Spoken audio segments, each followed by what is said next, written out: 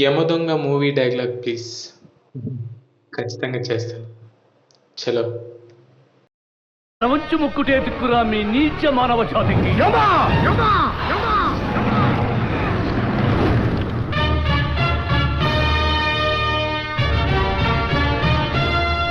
ఏమంటివి ఏమంటివి?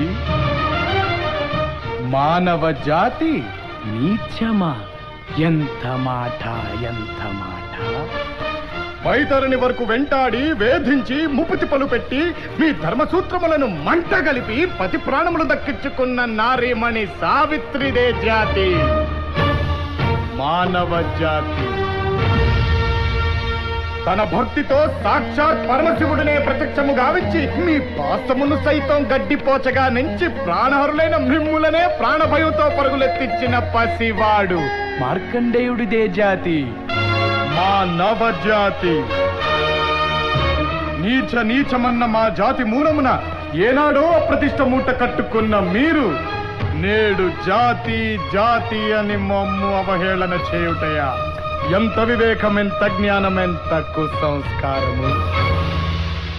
నేటి నుంచి దేవుడు అధికుడు నరుడు అధముడు ఉన్న కించ భావాన్ని కూకటి వేళ్లతో సైతం పెకలించి వేసదా?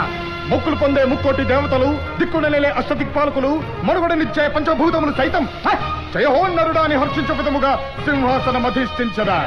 వర్ణమణిమయ రత్న ఖచ్చితాలంకృతమైన ఈ సభా మందిరమున అకుంఠిత సేవాదక్ష పరివార సమూహ మధ్యమున భూతల పరిరక్షణ ధర్మ నిలయమైన ఈ గౌరవమున సర్వదా శతదా సహస్రదా పాప పంకిలమైన కోళ్ళ మత జాతి కూపమును సమూలముగా శాశ్వతముగా ప్రక్షాళన గావించారా?